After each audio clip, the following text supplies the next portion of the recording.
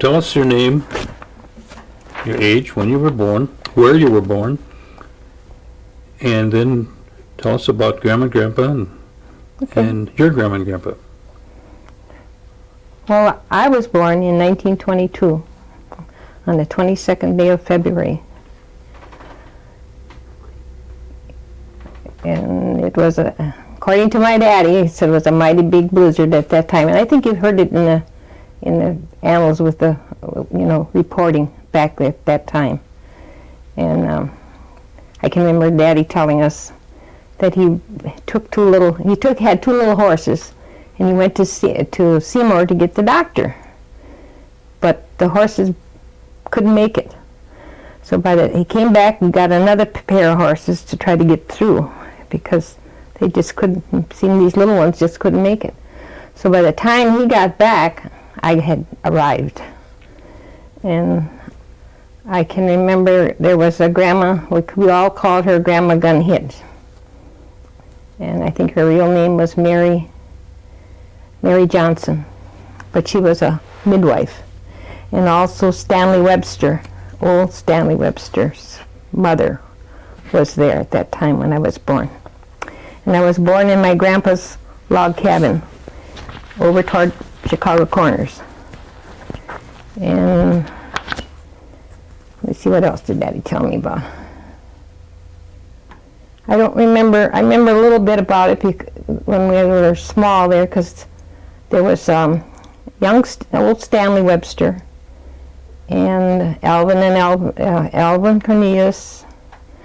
My Uncle Bill and Uncle Tom stayed with my mother and dad. And also my mother's two sisters stayed with us at that time. So Mom and Dad had a whole family before I ever got there. But and old Grandpa was there, the old Grandpa Schuyler. And that was his house where we all lived. And in that time, I guess you all remember, if any of you remember, there was only 2 rooms and 1 big room upstairs. But I can remember going from my grandpa's house, and I got big enough to that I was walking, we'd go over to old Stanley Webster, what was his name? Lafayette Webster, across the field from my Grandpa Schuyler's house. And I can remember walking through that field, to go play with one of the girls over there. But the grass was higher than I was. But the only thing I ever got scared about was a snake when I was going through there. But those are kind of, little things, but I couldn't have been any more than about 4 years old. Because when the weather, when it got bad here, I guess my folks went up north. But my mother and dad were both, my mother was raised in what's called Quinney, in some place here in Wisconsin. I remember us going through there at some time, visiting there. And I think Grandpa Moore must have been around that part of the territory too. Grandpa Schuyler, years I know, was either he came from New York or he was born here. I don't know that for sure. But I don't remember Grandpa Schuyler, because he died, I think, when I was 2 years old. And Grandma Schuyler was dead before I was born, and she was a Jordan girl. So I don't remember that much about my grandparents. The grandparents the grandmother we always called was Mary Johnson, or Grandma Gun Hit. So I guess my folks, I don't know how old I was when my folks must have went to a place called Tillida, because my dad was doing lumber work, or cutting wood, years ago they cut wood, I guess. And all I can remember is at Christmas time, Easter time, not Easter time, it was Thanksgiving time.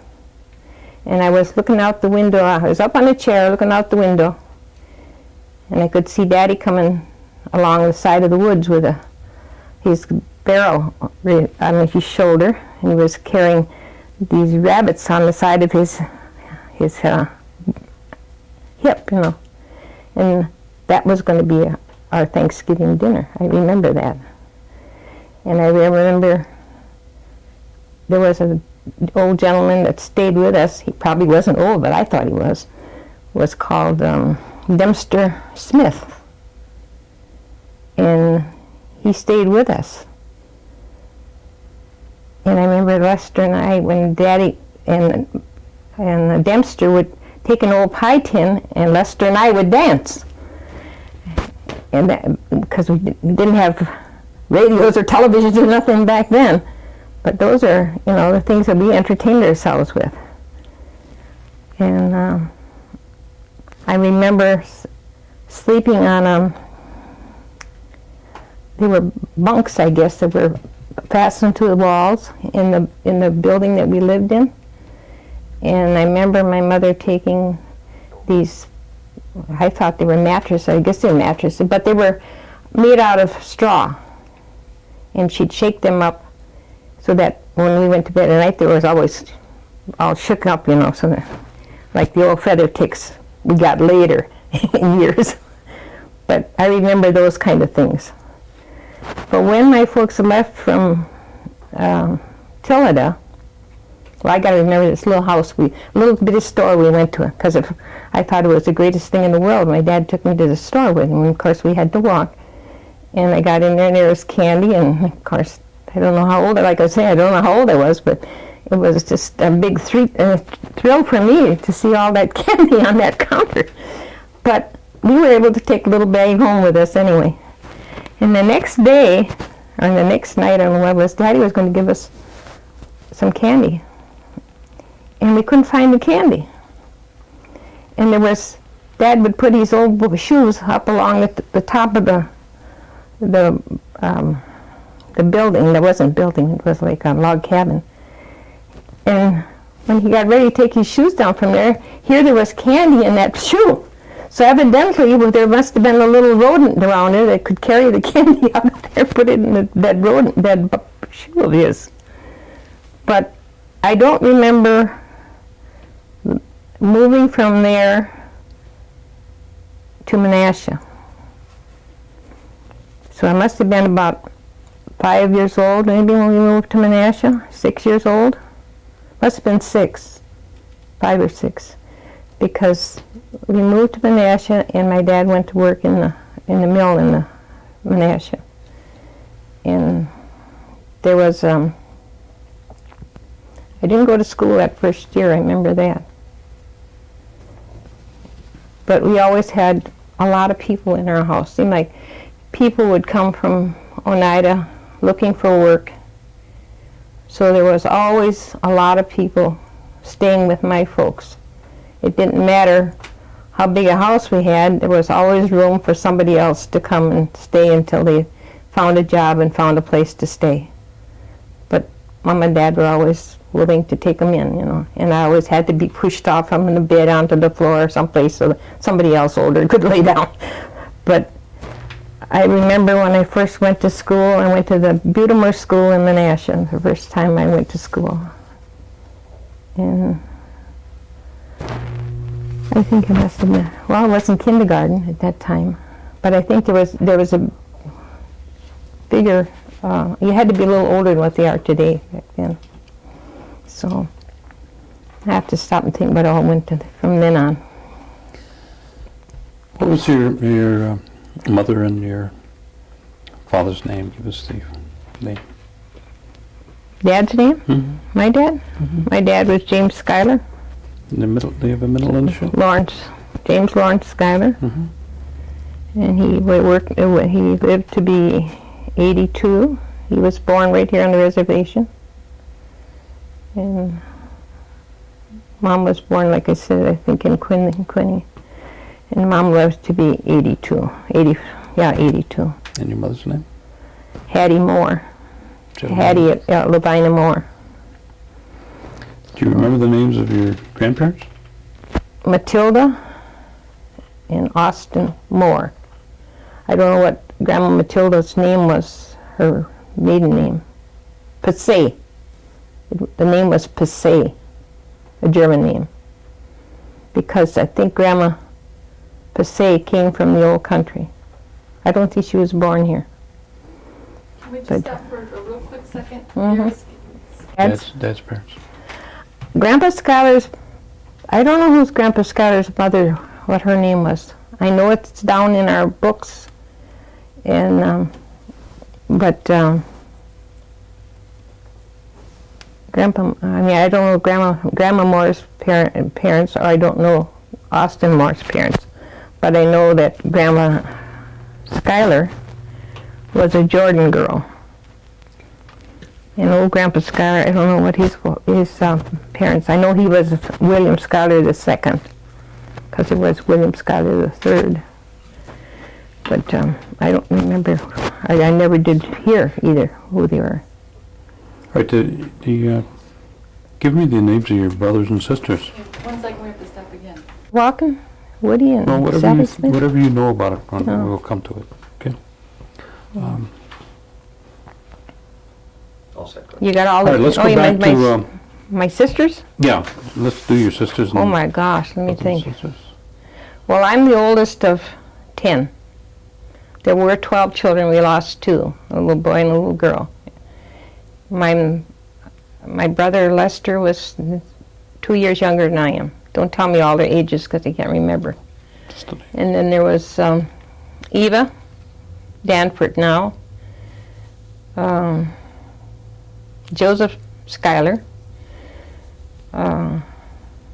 Mary Metoxen now, and then there was Barbara Denny, and Evelyn Smith, and Rita Webster, and Harriet Ryder, and Cleo Cornelius. Did I cover all of them? It's a bunch of them. You spoke about living in Menasha, Yes. and you also said that you had relatives and family friends that would be coming and going. Mm-hmm. When do you remember that you left Menasha, We moved back and where here. did you go to? We came back here in 1936. And we moved back here because of the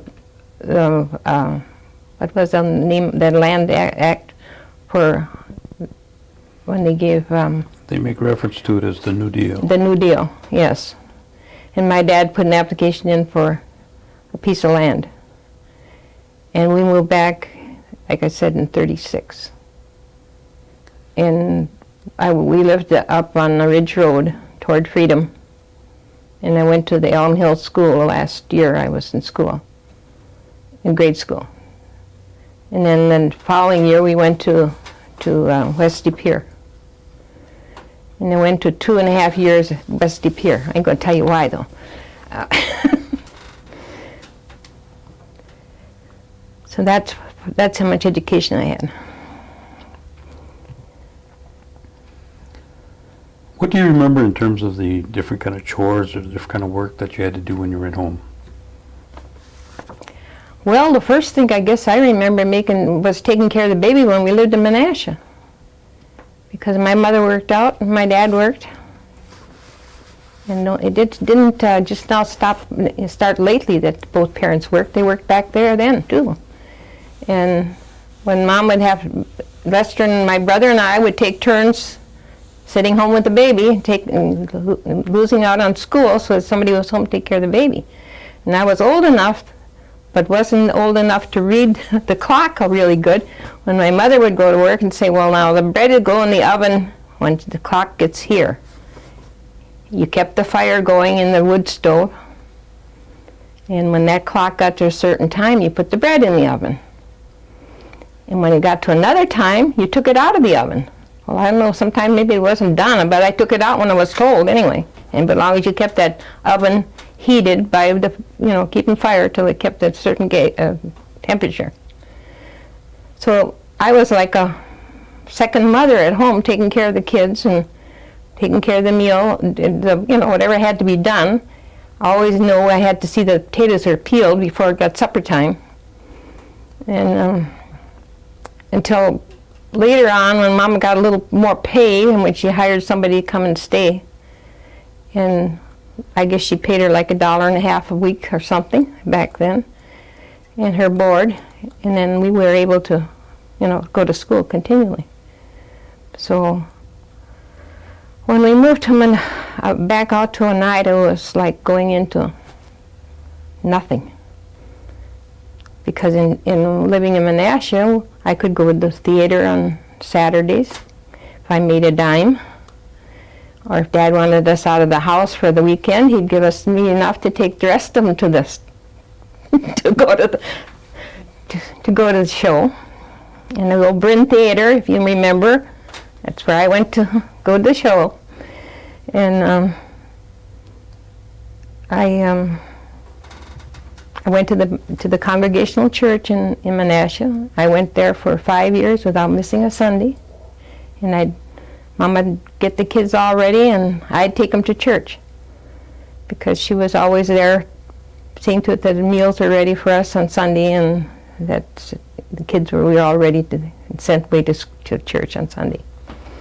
So I liked Menasha. There's always a little store downtown that you go if you had a little money to spend, and I always did manage to babysit or whatever for somebody else to have a little spending money. And I was very sorry when we left Menasha and moved back out here because there was nothing. I couldn't go to town. Somebody had a car to take us. And we had to walk for miles to catch our bus. I think we walked 4 miles one way just to catch a bus to De Pere. And there was no electricity. There was no inside plumbing. So you hauled your water and you hauled it in and you hauled it out. So those were the good old days when I first moved back here to the Oneida Reservation. When somebody told me I was going to God's country, I said, yeah, it's forgotten, all right. But after years we're here, we adjusted, and I was happy here. Give me an example on Christmas and Huyan, 4th of July or Easter, or maybe all 4 of them. Well, at Christmas time was always a special time at home for me and when I was growing up. And because I was the oldest one, we didn't have always the money to buy for everybody, but my mother was a seamstress. And before Christmas, there was always, everybody had to get a new dress, and Mama would take old clothes and make new coats. These were the kind of things that we did. But then if it looked shabby, we'd use dye, and everybody came out looking beautiful. But it wasn't funny, but it was really something. We'd take the old dolls and paint them, redo their faces and everything, make new dresses for them. And my mother would hang up those dolls, when they were being painted, so she'd hang them up so they'd dry. Well, we had to get them away where the littler ones wouldn't see them, so she'd take them out to the chicken coop and hang them up out there to dry. And Dad would have to make a little heat out there so that they would dry before, it was time to dress them up. But those are the kind of things we did when I was a kid growing up to supplement our Christmases. But Christmas was a very special time at home. And there was always extra families that their mothers and fathers were dead, that they came to stay with us. And I think I have an Uncle Anderson, and I think it can go back into her family, where this cousins would come and stay with us. Roy and Francis would come and stay with us at Christmas time a lot of times because they didn't have mother and their father was living, but they were always away at school, so they'd come and stay with us for a few days. And then it would come a miserable time of cleaning chicken, because we had our own out after they moved out here to Oneida. So then my brother would kill the chicken, and we'd have to clean them. And the only thing I can remember always was I felt so bad because my mother had given me a my birthstone ring. And I had been cleaning chicken, but I took it off and laid it on the table. Well, somehow or another, it must have got in with all the stuff that we were cleaning with the chicken. I never found it after that, but I felt so bad because I'm, as my kids will all say, I'm great for my rings and things. So, but anyway, we always had the big chicken dinner. We didn't have, most of it was always turkey. I mean, chicken, dressing, and potatoes and gravy, and Mom was a great cook. So there was always plenty of pie and homemade bread and all the trimmings that went along with Christmas. So, and then after Christmas would come New Year's, and after we moved here to Oneida, we always went hoyaning, because I never knew about it when I was living in Menasha, because nobody did it there, you know. But and the first time that I remember going down the road, and my brothers and my sisters and I going hoyaning, was to meet Uncle Ben, and he had the sleigh and a team of horses. Well, he had this bell like I have yet today, that we'd all get on his sleigh and just go from one edge of the ridge road to almost to Freedom, you know, and collecting all our goodies along the way. And of course that has continued with my family since that time back. What did you understand Hoyan to be? The greeting, just the greeting that I understood of the new year. Grandpa ever tell you stories about Hoyan? My dad? No, never did. Okay, okay. Just all I ever knew was, you know, you're going out to greet the new year, and you go to your neighbors and break bread with them. So, and then Christmas time, I mean, Easter time was a fun time, because you didn't get all the eggs you wanted to eat like people have today, because I can remember sneaking an egg and put it in my mother's tea kettle so that I could take it off to school with me, you know, sneaking it away to school with me. But Christmas, at Easter time, there was always colored eggs for us, and my mother would take oatmeal boxes, cut them in two, and decorate them with crepe paper, and shred up green, I don't know what kind of green paper it was anyway, to make into baskets, and put the colored eggs in there. But I always thought they were really pretty. But that's what Mom and I'd have to do, because the little ones that was always a surprise for them, you know. So, but then, I don't know, I can remember the picnics at the was it Immaculate Conception? No, the one that down by Vandenberg's. It was called Vans Valley at 4th of July. Would always be a big picnic there. And of course, Grandpa played baseball, so we were always there, and I wasn't adding baseball. I just loved baseball. I wanted to be able to play baseball, but because girls didn't play those kind of things back then, I wasn't allowed to. So that was the big thing for the 4th of July. And I remember the first time that they came out here, and a couple parachuters came down over at Vans Valley. And they would have roulette wheels and stuff like that at that time, that I remember. Some gambling even that time? Yeah, back there it was gambling then, yes. So, now, what would happen that you can remember when somebody got sick? How would you handle that situation? Or do you just give me an idea what went on? When you were real young or younger. well, when, you know, out here in Oneida, you pretty much took care of your own until it was a very serious thing. Then you went into Seymour to the doctor. Old Dr. Hittner was, the doctor to most of the Oneida people back then, when my folks moved back here. And I know that, we didn't run into every little cold or everything else.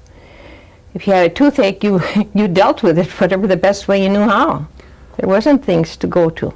Do you remember any kind of remedies that Grandma and Grandpa might have, or any kind of medicines that they would keep, or they shared with you in terms of going to collect, or? Yeah, Grandma always collected what she called her number 6, and what other was catnip tea, and I can't remember. I know what it looks like when I see it in the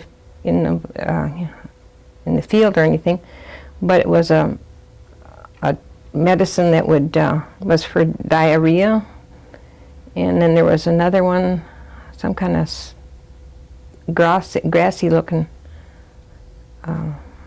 weed that was good for stomach cramps and things like that, you know. But I remember my mother would always gather those up every fall and have them hanging in the basement, drying till they were dried. Then she'd crumble them up and put them in fruit jars. So there was a lot of things that they did that. But to me, always any kind of infection was always iodine and pine pitch.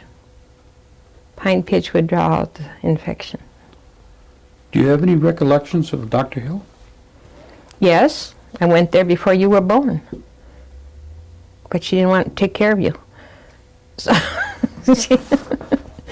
she said I was too young a person for her to take care of. But she could give you a bottle of medicine for a cold, and it would clear it up by the next day. I know that. But she never told us how she made it or anything. But she did it herself. I said she'd be a millionaire. She could give us that today. But she was a great doctor. So. I'm sorry, Greg, I'm going to interrupt you for one more. I remember a little bit about him telling me about the St. Vitus dance thing. Yeah, yeah. And then He never was too much to tell us anything, in regard to. I think he talked more with you than he ever did with me. Well, probably. Because you were more interested in what he was into. We weren't that popular being Indian. Okay. All right. Why don't you just share with us you finishing school and what happened after you reached a certain grade, and what? I went. You mean last year I had a school? I went to De Pere, and I went to 2.5 years of school, and I got married because I didn't want to live home anymore. I didn't want to live in Oneida anymore. And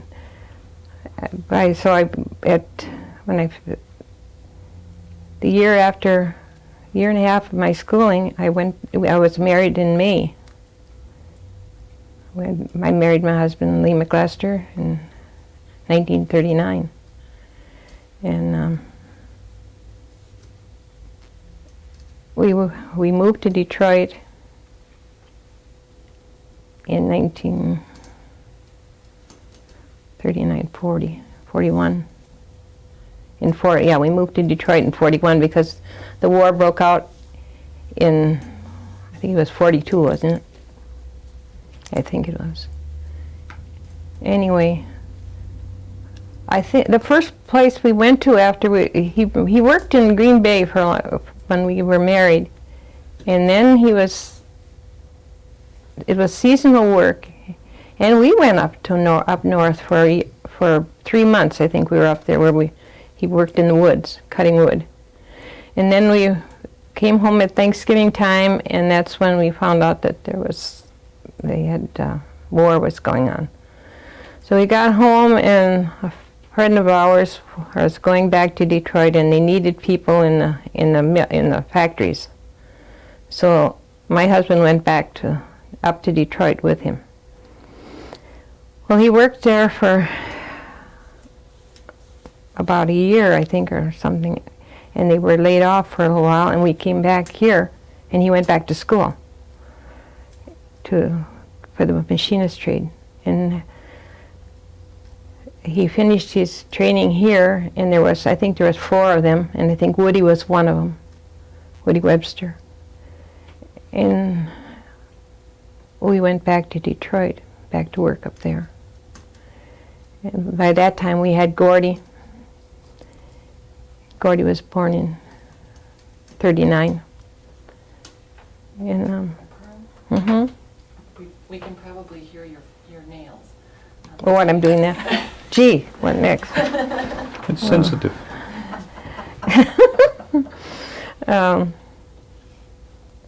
So I don't know. We're from. We lived in Detroit for quite a while, but Lee didn't get drafted. He was ready. They were ready to send him when war was declared with Japan, so he didn't have to go. But he was in essential war work, and so we lived up there till after they started when the Coloreds first had the riot up there. And Gordy was already about 4 years old when that happened, or 5 years old. I think it was a little later. I think it was, you were about 9 years old when we come back from Detroit and came back here to Oneida. But Lee had always worked in the factories up there. And I ran an apartment building. I was a caretaker there for the years I was up there. So then when we came back here, my husband went back to work in the factory, in the machine shop. And we already had Judy and Gordy. Judy was born in 42. That's our oldest daughter.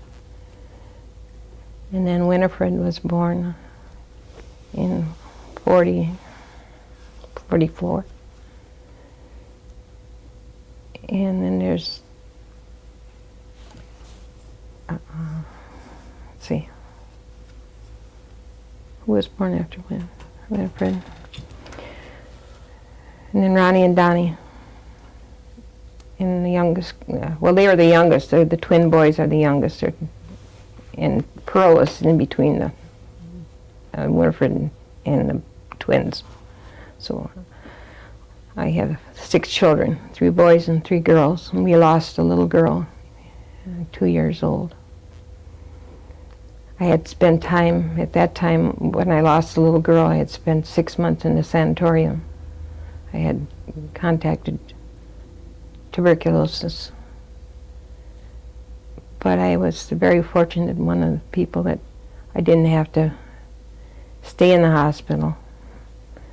So by the time we came back home, we had the 4 children in full house with Grandpa, his father, Lee's father. So what else? Well, once you moved back to Oneida, you'd say Dad went back to work at the in the machine shop, and you also went back to work in. At first, when Lee went back to work in the machine shop. Then I did housework in town so that I could be home in the morning to get the kids off to school and be here when they got back at night. And I worked for some very prominent people in Green Bay, and I was very happy with them, and they were very happy with me. So then, after I don't know how many years it was, I had an operation. I lost my kidney with tuberculosis. So then I was off for quite a while, so I lost I had to give up my jobs in town. So I got a call one day from the Sacred Heart Seminary, and Father Whitsock was looking for someone to cook. So he asked me if I could cook, and I said, well, I've cooked for 150, I can do that. He said, well, you'll come in and I'll give you an interview. So I went up there, and I walked in there, and there's a man standing there in his sweats and everything, and I asked for Father Whitsock, and he said, well, I'm Father Whitsock, and I said, well, I'm Pearl Mclester. So he said, asked me what I knew about cooking, and I said, well, I guess I'm well equipped as anybody to know how to cook. I said, I've been doing that with we did a lot of work with the church before, I went to work up there. So anyway, I was hired there.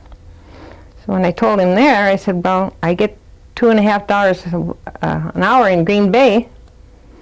So I said, he said, well, we don't pay that much. I said, well, I can't work for less than that. And he said, well, we'll start you out for $2 an hour, and if you like it, he said, I'll raise it. I said, okay, in a month's time, I'll come back and let you know. So in a month's time, I cornered him, and I let him know if he was asking me if he was satisfied. He said yes, and I said, well, I am too. So are we going to deal? Am I going to get my raise? Well, I guess he said that's the deal we made, so I got my raise. But the people there had never gotten a raise there at the seminary. So then everybody got a raise. So I made a little progress for all of them at that time. But I worked for a lot of times at the church here. I worked I worked with the choir for the kids. I wasn't on the choir myself, but we worked with the kids. I worked with the nuns. I was a Cub Scout leader and a Brownie leader, and we had the YPF, MYF, or whatever it was. And the nuns were very, very instrumental with all the kids that we had in Sunday school and church here now. And so I was on the altar guild for about 10 years, I think, until I got so involved with the things at my work, and we took in what they called the teenager people. So I had to be working late in the afternoon to take care of the meals that these teenagers would be serving in the evening. And they were special meals for them because they were all elderly people. But when I first started up there, there was 330 kids. And we had about 17 priests and 13 nuns, besides our lay people. So there was a big crowd of people to cook for. But I enjoyed every minute of it up there. They were super great people to me. So I raised my 6 kids and married them all off, and now they're raising the great ones and the great ones. So I don't know what I've missed. Commission on Aging and the Nursing Home Board, vestry, all kinds of things. So you haven't really retired. No, you I'm just not accelerated. I got to keep up with Gordy. Now, Gordy speaks Oneida. No, I don't. No, yeah. Uni, whatever, he's a little... Tell us, he said, I was punished when I was sent away at 5 years old to school and cried myself to sleep because I, couldn't speak the English language. So he said, you children will never be taught. He said, I'm not having you children punished for what I was punished for.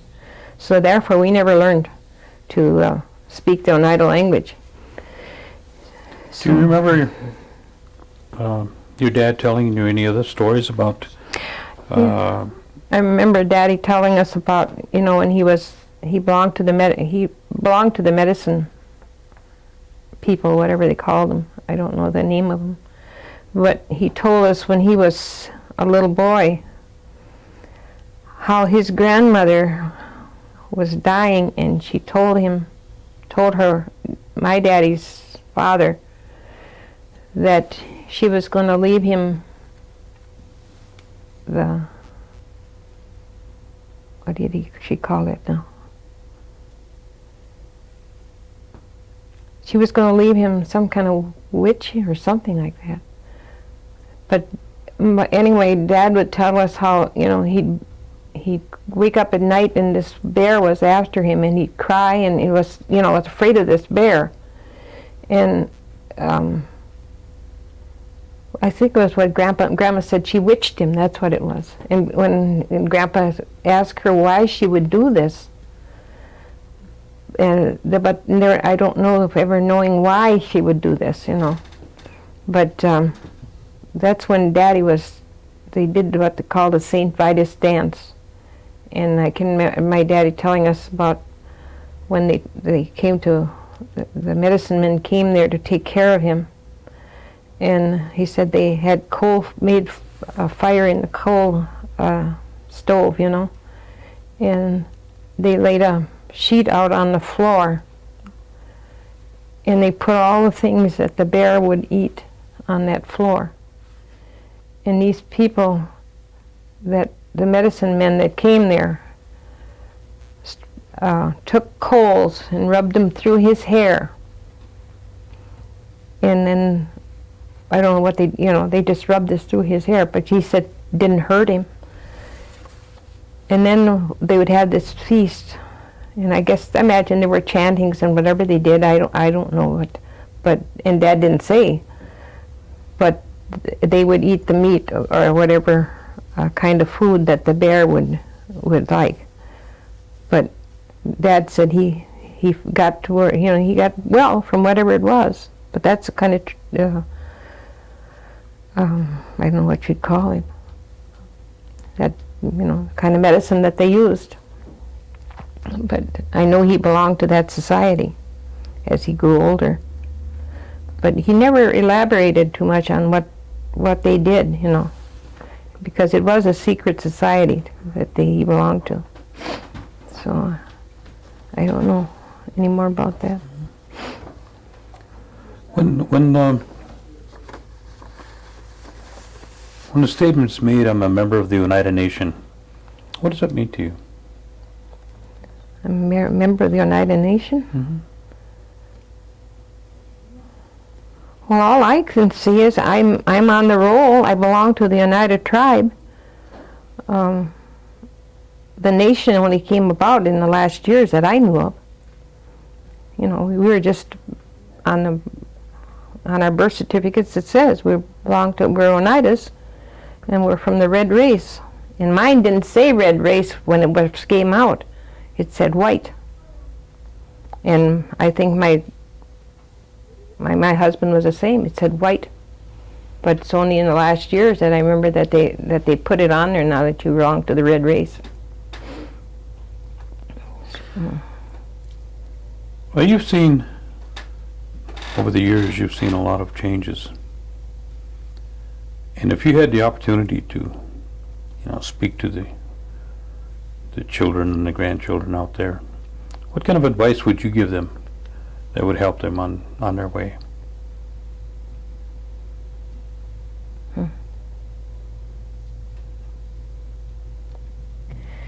Well, my daddy always told us, he said, remember,